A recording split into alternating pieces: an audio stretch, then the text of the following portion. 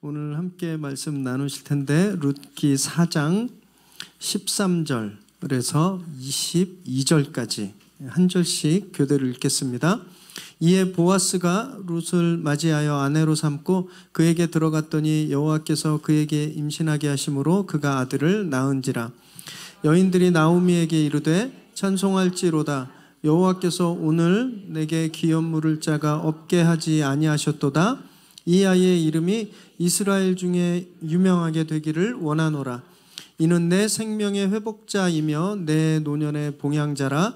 곧 너를 사랑하며 7 아들보다 귀한 내 며느리가 낳은 자로다 하니라. 나오미가 아기를 받아 품에 품고 그의 양육자가 되니 그의 이웃 연인들이 그에게 이름을 지어주되 나오미에게 아들이 태어났다 하여 그의 이름을 오벳이라 하였는데 그는 다윗의 아버지인 이새의 아버지였더라. 베레스의 계보는 이러하라. 베레스는 헤스론을 낳고 헤스론은 람을 낳았고 람은 암미나답을 낳았고 암미나답은 나손을 낳았고 나손은 살몬을 낳았고 살몬은 보아스를 낳았고 보아스는 오벳을 낳았고 오벳은 이새를 낳고 이새는 다윗을 낳았더라. 아멘. 오늘 우리에게 주신 하나님의 말씀입니다. 잠깐 기도하겠습니다. 하나님, 오늘 말씀 가운데 하나님의 음성을 듣게 하시고 이 땅에 오신 예수 그리스도의 놀라운 축복을 저희 모두가 경험하게 하여 주옵소서. 예수님의 이름으로 기도드립니다. 아멘. 제가 미국에서 사역할 때 함께 다운타운에서 교회를 섬기던 부부가 있었습니다. 리더 부부였는데 결혼한 지 7년이 넘어가고 있었는데 아이가 안 생기는 거예요. 아이가. 그래서 막 애를 태우다가 결국은 의술의 도움을 받습니다. 과학의 도움을 받아서 그것도 여러 번 실패했어요. 여러 번 실패했는데 결국 아이를 갖게 되었어요. 그래서 이 아이를 잘 배에서 잘 키우고 이 아이가 태어나자 하나님께서 기쁨을 주셨다라는 뜻으로 이 아이의 이름을 기쁨이로 지었습니다. 기쁨. 근데 이 기쁨이가 태어날 때 의사가 이랬대요. 이제 두 분은 자연 임신이 불가능합니다. 자연적으로 임신이 불가능하고 혹시 아이를 또 갖기 원하면 이렇게 의술의 도움을 받아야 된다. 인공수정을 해야만 아이를 가질 수 있다. 이렇게 이야기했대요. 근데 이 부부는 그게 너무 힘드니까 이제 병원에 갔고 막 계속 안 되면 또 속상하고 이게 너무 힘드니까 둘째 갖는 걸 포기했습니다. 그냥 기쁨이 한 명으로 딱 끝내기로 했어요. 그랬는데 교회 사역을 열심히 하는 중에 한 2년 정도 후에 임신을 한 거예요. 불가능하다 그랬는데 임신을 했습니다. 그래서 과학의 도움 없이 아이가 생기게 된 거예요. 그래서 얼마나 기뻤는지 모릅니다. 그 부부가 너무너무 기뻐한 거예요. 그 시카고에 보면 UIC라고 시카고 주립대학이 있는데 거기 교수였는데 얼마나 기뻐했는지 모릅니다. 저희도 너무너무 기뻤어요. 10개월 후에 아기가 태어났는데 너무 부럽게도 딸이었어요. 딸내미가 딱 태어났습니다. 이름을 어떻게 졌냐면요. 하나님께서 은혜를 베풀어 주셨다라는 뜻으로 하은이로 이름을 줬어요. 하은이. 보통 다른 사람한테는 그 아이가 그냥 귀여운 딸일지도 몰라요. 그죠? 아이고 참 이쁘게 생겼다 이렇게. 그런데 그 하은이를 볼 때마다 그 부부는 그리고 저희는 하나님의 특별한 은혜를 기억하는 겁니다. 하나님. 과학이 안 된다 그랬는데 하나님이 딱밤을 딱 때리고 안 되게 뭐가 안 돼 딱 때리고 되게 하신 거예요. 굉장히 저희 공동체의 소중한 은혜의 선물이었습니다. 그 선물이 얼마나 기뻤는지 몰라요. 선물은 늘 받는 사람을 기쁘게 합니다. 선물을 받고 우울해하거나 슬퍼하는 사람들 아무도 없어요. 어제 저희가 그 성도님들 이제 지난주에 다 준비하셨던 빨간 성탄 선물 박스 그걸 저희가 돌봄 스쿨에 갖다 줬잖아요. 그래서 신원교회 저희 주님 사랑의 교회에서 거의 한 60여 개 되는 박스를 저희가 준비해서 가져다 줬습니다. 아이들이 얼마나 좋아했는지 몰라요. 통제가 안 될 정도로 막 하이퍼 돼가지고 막 정도로 너무너무 좋아했어요. 복지관에 섬기는 스태프들이 이게 이렇게 다른 교회 가서 말씀하지 마세요. 저희 교회가 준비한 선물을 보고 너무너무 놀란 거예요. 어떻게 애들이 좋아하는 걸 이렇게 잘 준비할 수 있었느냐라고 굉장히 놀라하는 겁니다. 저희 선물 박스. 네, 저희는 왜 그런지 알죠. 현직 초등학교 선생님이신 우리 재앙자매가 미리 조사를 했어요. 아이들 선생님들한테 조사해서 애들이 좋아하는 저학년 여자아이, 저학년 남자아이, 고학년 남자 여자 이렇게 나이별로 성별로 무엇을 좋아하는지 리스트를 딱 만들어서 올려서 저희가 그거 보고 선물을 준비했더니 너무 좋아하는 거예요. 저는 사실 처음에 선물 박스를 딱 생각하면서 공책 몇 권 넣어주면 참 좋아하지 않을까. 왜 저는 되게 모범생이었기 때문에 공책 받는 걸 너무 즐거워했어요. 이렇게 너무 크게 웃으시면 안 믿는 것 같으니까 뭐 연필 넣어주고 뭐 이러면 될 거라고 생각했는데 아니더라고요. 아이들이 원하는 선물이 다 따로 있었던 거예요. 그걸 보면서 너무 즐거워해요. 너무. 특히 카카오 프렌즈 계통의 뭐 수면 양말 뭐 이런 거 있죠. 너무 좋아하더라고요. 저도 하나 갖고 싶었는데 네. 아주 인기였어요. 애들을 보면서 이렇게 참 선물이 아이들을 이렇게 즐겁게 하는 거구나. 선물이 참 우리를 이렇게 즐겁게 하는 거구나. 이렇게 생각을 했습니다. 이렇게 뭐 이상해도 신경 쓰지 마세요. 아마추어가 하는 거기 때문에 저만 봐주세요. 저만 봐주세요. 그래서 아이들만 그런가요? 어른들도 그렇습니다. 어른들도 선물을 받으면 기뻐요. 때로는 선물이 우리의 상처를 회복시키기도 합니다. 어떨 때는 우리의 아픔을 잠깐 잊기도 해요. 선물이 잊게 하기도 해요. 그래서 요즘들 다들 흥분해 계시잖아요. 요즘 시즌에 흥분되고 들떠 있잖아요. 왜냐하면 1년 중에 가장 많이 선물을 주고받는 때이기 때문에. 네. 그래서 요즘 그런 시즌이에요. 오늘 저희가 함께 나눌 이 룻기 말씀에도 이런 선물이 등장합니다. 선물. 룻기는 4장밖에 되지 않아요. 룻기는 4장.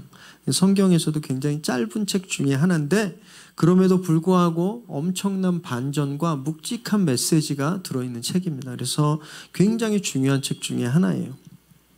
엘리멜렉이라는 사람이 아내 나오미와 두 아들과 함께 흉년을 피해서 모압이라는 땅으로 이민을 갔습니다.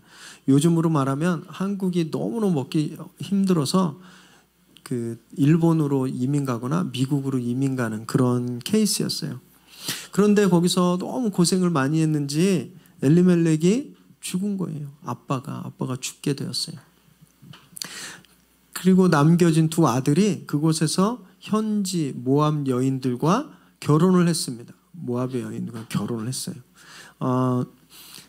우리로 말하면 국제 결혼한 거예요. 미국 가서 이민 갔다가 그 아들들이 미국 이렇게 아가씨들이랑 이렇게 결혼한 거예요. 그런데 안타깝게 그 아들들도 죽었습니다. 그 집에 누구만 남았어요? 졸지에 과부 3분만 남은 거예요. 과부 3분만. 요즘도 보면 홀로 되신 여성분들이 생활하기가 녹록치 않습니다. 그렇죠? 생활하기가 그렇게 쉽지가 않아요. 그런데 당시는 굉장히 절망적이었습니다. 절망적. 구약시대에 남편이 없다, 아들이 없다는 건 먹고 살 길이 없다라는 거예요. 이제 먹고 살 수가 없다는 거예요. 누가 나를 보호해 줄 수 있는 보호막도 없다라는 겁니다. 그래서 하나님께서 구약 성경에 보면, 율법에 보면 고아와 과부와 이방인들에게 은혜를 베풀어라 라고 계속 말씀하시는 거예요. 왜냐하면 그들에게 은혜를 베풀지 않으면 죽기 때문에, 그냥 놓아두면 그들이 죽을 수밖에 없기 때문에, 그래서 은혜를 베풀어라, 은혜를 베풀어라 하나님이 계속 말씀하고 계시는 거예요. 그래서 이 나오미가 도저히 먹고 살 수가 없는 거예요. 도저히 살 수가 없어서 자기 며느리들에게, 야, 니네 이제 친정으로 가라. 친정으로 가서 빨리 결혼하고 너희 먹고 살 방편을 마련해라. 며느리들을 다 보내요. 그런데 둘째 며느리 오르바가 안 가겠다고 하다가 친정으로 갔어요. 그런데 첫째 며느리 룻은 죽어도 못 가겠다고 했어요. 좀 이상하세요. 룻이 둘째 며느리로 알고 계신 분들 많으시죠? 룻이 둘째 며느리로. 성경을 보면 룻은 첫째 며느리예요. 왜냐하면 4장 10절에 보면 말론의 아내라고 나오거든요. 말론이 마다들이에요. 마다들의 와이프는 그럼 몇째 며느리예요? 첫째 며느리죠. 네. 성경에 오르바가 이 앞절에 보면 오르바와 룻이라고 돼 있어서 우리가 룻이 둘째라고 생각하는데 특별한 의미가 있어서 오르바의 이름을 앞에 넣었던 거예요. 근데 원래는 룻이 말론의 아내이기 때문에 첫째 며느리예요. 그래서 이 나오미가 그렇게 안 떨어지려고 하는 룻을 어떻게 못하고 룻을 데리고 베들레헴으로 돌아왔습니다. 베들레헴으로. 그런데 마침 그들이 도착한 시기가 막 보리가 추수되고 있는 시기였어요. 막 추수가 시작되는 무렵이었어요. 그래서 룻이 밭에 떨어진 이삭을 열심히 주워서 시어머니 나오미를 봉양했습니다. 이 모습에 감동한 사나이가 있었어요. 그 지역의 유지였고 그리고 자기 시아버지의 친척이었던 보아스가 그 모습을 보면서 감동을 했습니다. 그래서 둘이 썸을 타셨어요. 썸. 핑크빛 로맨스가 시작됐습니다. 그래서 모든 러브 스토리가 그렇듯이 결혼을 하게 돼요. 그리고 해피엔딩으로 룻기가 끝납니다. 스토리가 이 둘의 해피엔딩으로 끝나는 줄 알았는데 성경은요 갑자기 한 아이에 대한 이야기를 시작하고 있어요. 그것이 오늘 읽은 본문인데 여러분 주보를 보시면 13절이 있거든요. 우리 주보를 보시면서 13절 말씀을 함께 읽습니다. 시작. 이에 보아스가 룻을 맞이하여 아내로 삼고 그에게 들어갔더니 여호와께서 그에게 임신하게 하심으로 그가 아들을 낳은지라. 요즘 영화들을 보면 엔딩 크레딧, 감독 누구, 주연 누구 막 이렇게 올라가다가 중간에 뜬금없이 나오는 영상들이 있죠. 그것을 영화 용어로는 포스트 크레딧 씬이라 그런데요. 크레딧 다음에 나오는 영상. 그래서 그 흔히 쓰는 말로는 쿠키 영상. 밥 먹고 나중에 나온 디저트 같은 그런 쿠키 영상이라고 하는데 이것처럼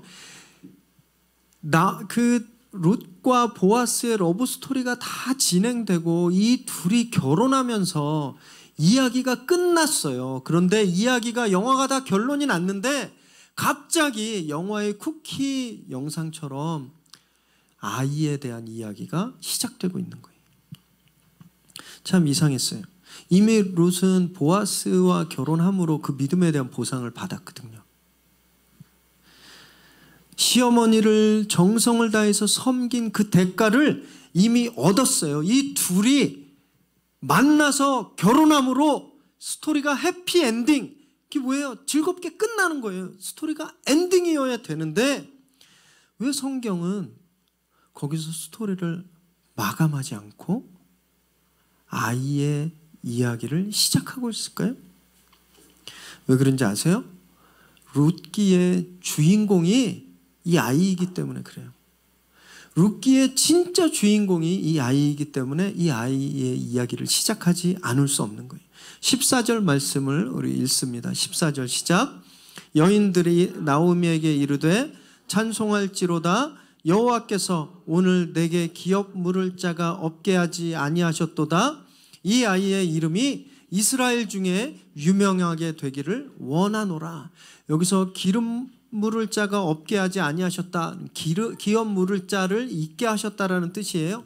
이 아이를 통해서 어떤 사건이 유산이 계속 이어지게 된다라는 겁니다. 이 기업 저희가 지난주에 나눴죠. 그죠? 기업은 회사, 컴퍼니가 아니라 기업은 유산을 뜻하는 거예요. 인헤리턴스. 나에게 어떤 주어지는 것, 생활수단, 이것이 기업이라고 지난주에 저희가 나눴죠. 그죠? 그렇다면 이 아이를 통해서 계속 주어지게 된 유산이 무엇일까요? 좁게 생각하면 나오미가 이제 이 아이 때문에 이제 먹고 살 수 있는 방편이 생긴 거, 이 아이 때문에 이제 생활할 수 있는 방편이 생긴 거, 그렇게 해석할 수도 있어요. 그런데 여기에는 훨씬 더 크고 깊은 영적인 의미가 숨어 있습니다. 하나님이 역사 이래로 계속해 오신 어떤 사역이 있습니다. 하나님이 계속해 오셨던 일들이 있어요. 그것이 계속된다라는 거예요. 이 아이를 통해서 계속된다라는 겁니다. 그것이 바로 구원 사역이죠. 하나님은 한 가지 일밖에 계속하지 않으셨어요. 인간을 구원하기 위해서, 세상을 구원하기 위해서 선지자를 보내고 예언자를 보내고 계속 이스라엘 백성을 특별히 택해서 그 백성들을 출애굽시키시고, 그래서 그걸 통해서 하나님이 이 땅을 앞으로 완전히 구원하시겠다라고 하는 그 하나님의 구원 계획을 계속 이어오신 거거든요. 그것이 이 아이를 통해서 이어지게 되었다라는 거예요. 거룩한 유산이 계속 이어진 거예요. 이 아기를 통해서 이새가 태어나고 그 이새를 통해서 다윗이 태어나게 됩니다. 22절 말씀, 22절을 읽습니다. 시작. 오벳은 이새를 낳고 이새는 다윗을 낳았더라. 다윗의 할아버지가 되는 거예요. 그리고 이 다윗으로부터 온 우주를 구원하신 그 최고의 선물인 그 아기, 바로 예수 그리스도가 태어나신 거죠. 그것이 오늘 성탄절이라는 겁니다. 그런데 거기서 끝나지 않으셨어요. 하나님이 예수 그리스도를 통해 완성하신 그 거룩한 유산이 예수님의 부활로 초대교회에게 전해지게 됩니다. 그리고 성령의 역사로 인해서 초대교회로 이어진 그 유산이 유럽교회로, 아프리카 교회로 이어졌고요. 그리고 나중에는 아메리카 대륙으로, 그리고 마침내 아시아로 전해지게 되는 거예요. 이 아기 오벳을 통해서 이어진 그 거룩한 구원의 계보가 무수히 많은 신앙의 선배들을 통해서, 그들을 거쳐서 지금 이 자리에 계신 우리들에게, 여러분들에게 주어졌다는 겁니다. 우리는 이렇게 거룩한 유산을 상속받은 사람들이에요. 우린 거룩한 기업을 상속받은 사람들입니다. 우리를 보면 안 그런 것 같아요. 우린 맨날 아파요. 늘 실패하고 상처받고 넘어져요. 내가 이렇게 약한데, 내가 이렇게 아무것도 할 수 없는 존재인데 하나님의 기업을, 하나님의 거룩한 유산을 내가 받은 사람일까? 믿을 수가 없는데 이렇게 생각될 수도 있지만, 여러분, 우리의 느낌, 우리의 감정, 우리의 능력, 우리의 조건이 아니라 성경 말씀을 믿어야 하는 겁니다. 성경이 우리에게 말씀하고 계신 거예요. 우리는 여호와의 하나님의 기업을 이은 사람들이다. 우리가 그것을 믿을 때 우리의 거룩한 정체성을 회복할 수 있는 겁니다. 우리가 그것을 믿을 때 거룩한 정체성을 가지고 우리가 그것을 보일 수 있는 거예요. 여기 계신 여러분들이 그렇게 위대한 인물들이라는 겁니다. 옆에 분들 한번 보실까요? 옆에 분들 모르셨죠? 위대한 분들이셔요. 원래 우리 한번 이렇게 인사하겠습니다. 위대한 줄 몰랐습니다. 네. 존경합니다. 이렇게 인사하겠습니다. 네. 그렇게 보이지 않더라도, 그런 능력이 없어 보이더라도 여러분, 저희들은요 그렇게 위대한 인물들인 거예요. 또한 이 아이는요 구원의 통로였을 뿐만이 아니라 고통을 기쁨으로 바뀌는 역전의 아이였습니다. 1장 20절에 이렇게 되어 있는데 1장 20절을 읽습니다. 시작. 나오미가 그들에게 이르되 나를 나오미라 부르지 말고 나를 마라라 부르라. 이는 적는 자가 나를 심히 괴롭게 하셨음이니라. 나오미라는 이름이 원래 기쁨, 아름다움이라는 뜻이에요. 기쁨, 아름다움. 아주 소문난 미인이셨을 것 같아요. 그런데 이제 모압으로 이민을 가서 남편을 잃고 아들들 둘을 다 떠나보내게 되었죠. 이제 완전히 망한 거예요. 자기에게 기쁨을 줄 어떤 대상이 아무도 남지 않았어요. 혹같이 딸린 이방인 며느리만 데리고 고향으로 왔는데 사람들이 나오미가 왔구나 이렇게 이야기하니까 그들에게 지금 나오미가 뭐라 그러냐면 더 이상 내 이름을 기쁨이라고 부르지 마라. 내 이름을 아름다움이라고 부르지 마라. 내 이름을 마라, 괴로움이라고 불러라 라고 이야기하는 거예요. 더 이상 기쁨을 줄 그 조건들이 사라져 버렸으니까, 소망이 끊기고 이제 그녀를 기쁘게 할 만한 것들이 남아있지 않으니까 그냥 자기 이름을 쓴물, 괴로움으로 불러달라고 한 거예요. 그런데 이 아이가 태어나자 다시 그녀의 삶이 역전됩니다. 오늘 본문 15절 읽습니다. 시작. 이는 내 생명의 회복자이며 내 노년의 봉양자라. 곧 너를 사랑하며 7 아들보다 귀한 내 며느리가 낳은 자로다 하니라. 하나님께서 그녀의 생명을 회복시켰다는 거예요. 보호막이 없었는데 남편도 죽고 아들도 죽어서 그냥 알몸처럼 이 땅에 던져지고 팽개쳐진 줄 알았는데 이 아이가 태어나니까 보호막이 생겼다는 거예요.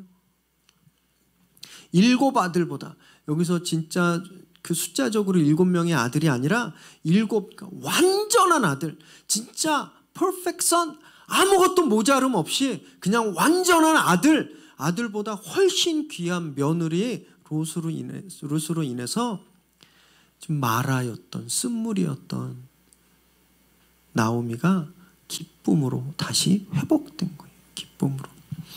여러분, 이것이 너무너무 놀라운 축복인 거예요. 그렇기 때문에 이 아이 오벳이 이 룻기의 실제 주인공인 것이죠. 모자람 속에서, 단절 속에서, 소외 가운데 태어났지만 구원의 통로, 슬픔을 기쁨으로 바뀌게 하는 그 아이, 여러분, 이 아이가 누구를 나타내는지 아세요? 바로 예수 그리스도를 나타냅니다. 예수 그리스도. 별 볼 일 없는 부모 밑에서, 보잘것없는 마구간에서 태어났어요. 그래서 모든 사람들의 멸시와 무시를 당하기에도 충분한 존재였지만 하나님께서 그 아기를 통해서 온 인류의 구원 사역을 완성시키셨잖아요. 그래서 슬픔이 기쁨으로 변하게 된 거예요. 어둠이었는데 빛으로 바뀌게 되었고, 죽을 수밖에 없었는데 우리가 살게 된 거예요. 그 아기 때문에, 바로 예수 그리스도 때문에. 그래서 이 룻기에 나오는 이 오벳, 이 아기는요, 예수 그리스도를 나타냅니다. 사랑하는 여러분, 저희도 그렇지 않나요? 정말 많은 순간 단절돼 있어요. 그리고 막혀 있습니다. 기쁨보다는 근심이 훨씬 더 많아요. 즐거울 이유도 없고 진짜 사는 게 쓸개집을 빠는 것처럼 그렇게 쓴물만 가득한 그런 시간도 경험하고 계시잖아요. 그래서 어제도 썼고 오늘은 더 쓰고 내일은 더 쓸까 봐 두려워하지 않나요? 여러분, 우리의 이 쓴물, 괴로움, 아픔, 이것이 가득한 우리의 삶이 바뀌려면 그 아기를 품어야 됩니다. 그 아기를 품어야 돼요.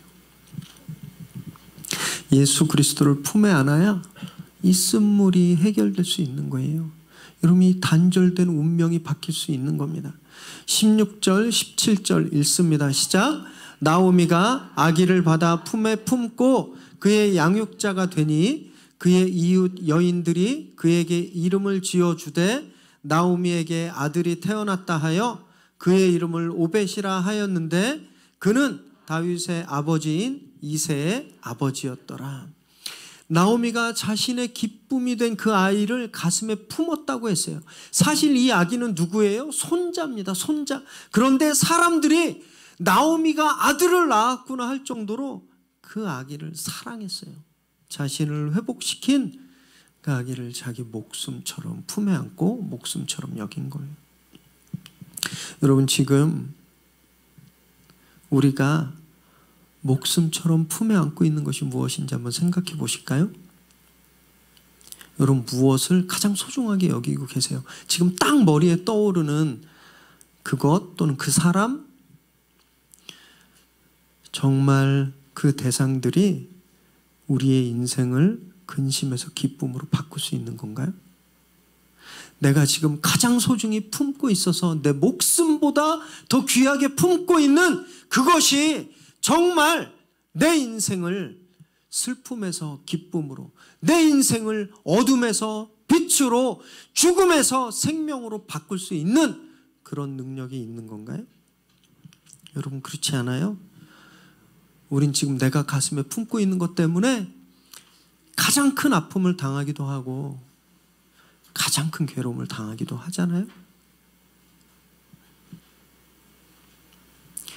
여러분, 그 대상을 내려놓으셔야 돼요. 내가 지금 품고 있는 것들 내려놓으시고요, 그 아기를 품어야 됩니다. 우리의 최고의 선물로 오신 그리스도를 품으셔야 해요. 그래야 인생이 달라질 수 있는 겁니다. 그렇지 않으면 매일매일 쓴 것을 벗어날 수가 없어요. 매일매일 괴로움에서 벗어날 수가 없는 거예요. 붙들고 있으면 더 붙들고 있으면 더 붙들고 있는 때까지 여러분, 그 괴로움에서 절대 벗어날 수 없습니다. 우리 인생의 쓴물은 오직 예수 그리스도를 품을 때 해결될 수 있습니다. 오늘이 바로 그날이에요. 예수님이 우리에게 선물처럼 오신 날. 사람들은요, 지금 자기들이 받은 선물 때문에 기뻐하고 있어요. 설레어하고 있습니다. 나오미에겐 룻이 가져다 준 보리 이삭이 선물이 아니었어요. 나오미에겐 그 동네 사람들의 환대가 그들의 도움이 선물이 아니었습니다. 나오미를 마라에서 기쁨으로 회복시켜준 선물은 그 아기였습니다.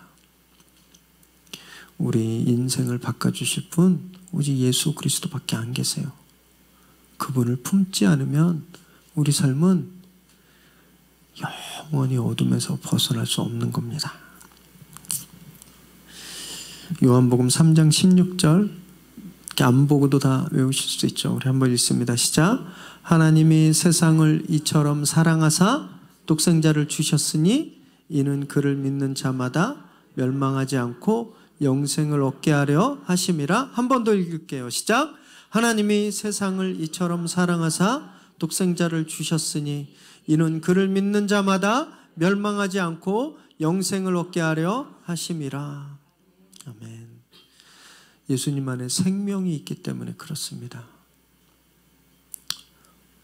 재물 안엔 생명이 없어요. 성공 안엔 생명이 없습니다.